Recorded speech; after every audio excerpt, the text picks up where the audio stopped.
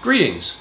Today we're going to take a close look at the differences between the annotation program that comes with OpenCV and the ACU Select program. Both do the exact same thing, but there are profound differences.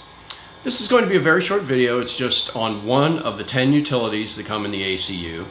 And please stick around for the end, because the last thing I'm going to show you is how to save hundreds and hundreds of hours on your model development. So let's dig in. Okay, the first difference is that Select is project-based. So you can have a project, bring up a project, save it, and come back at a later time to work on it. Let's just bring one up. And some basic operations: left mouse button selects, and you'll notice it jumps automatically to the next frame. So you can go through these really quickly. A few other things that are different. Down here, this is the list of files, images that are in your project. All paths in the ACU are absolute paths from their drive. In OpenCV, it's all relative to the directory where your executables are. Now, by doing this, you can put your data anywhere. It can be on AWS or on OneDrive or Azure. It doesn't matter. Wherever you want. And this allows you to share data with the team, and you can all be working on different aspects of the project, you know, with the same data. Also, you can have spaces in the file names, which seems like a trivial thing, but it drove me crazy under OpenCV. Okay, so you have your images here and your region of interest here. If you mess up one, you can go back, double click on it and do it again. Or you can hit the delete key if it's something that's just not going to work for you.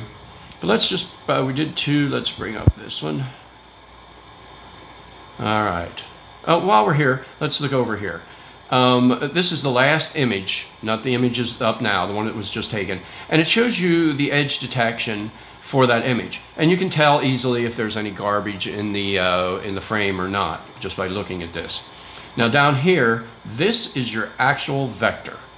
That's what the trainer is going to be working on. And here's a little edge detection of that, which is really impossible to see. All right, so let's do some more here. All right, now if you have multiple regions of interest within the image, you use the right mouse button first, and you get a green box.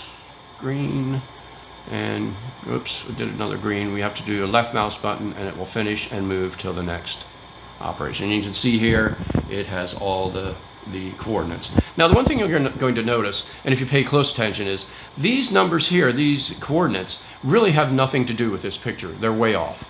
And that's because Select takes the picture and fits it in this frame, and I'm not sure how big this frame is anymore, but the images we're looking at now are 1080p, so they're much bigger than this. And so it shrinks it down, so no matter what image you have, no matter what image size, it's going to fill this window. Then what happens after you select it, after you select your region of interest, it normalizes that to the original picture. So even though we're seeing this, we're working off a much larger and much more detailed picture. Also, your edge detections are not coming from the screen. They are also coming from the 1080p version. Okay, so now let's look at enforce aspect ratio. Let's turn it off. You know, with these images, you can make them anything you want. You can do that, which wouldn't be recommended. But you have to remember that, actually that's not a bad one, but you have to remember that these are going to be shrunk down to 24 by 24.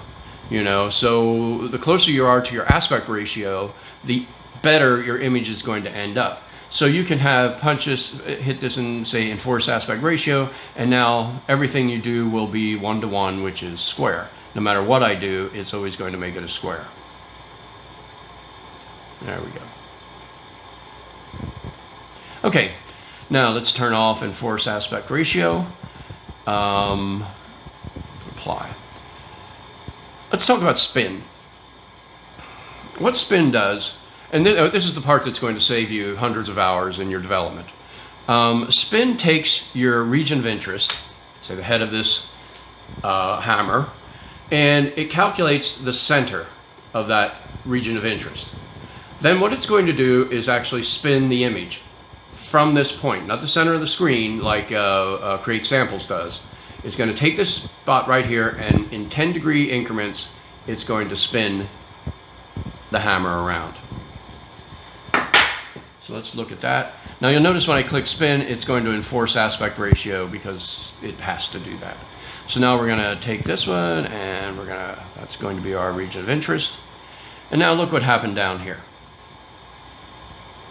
Our original picture was this one here. It was number 10, 10, 10, Snickers, quiet. And then it created all these images at the different angles. So there's 10 degrees, there's 100 degrees, 120, 20 degrees. So it created all these images, it added them to your project, and it used the same region of interest because you're going around a circle. You're going around within your region of interest. So figure you have, you download 100 images off Google Images, and you hit spin, and you just annotate those 100, which will take you about 15 minutes with the way it moves by itself. And you've created 3,600 high quality images ready for training. So that's the big part of this program, the most important part.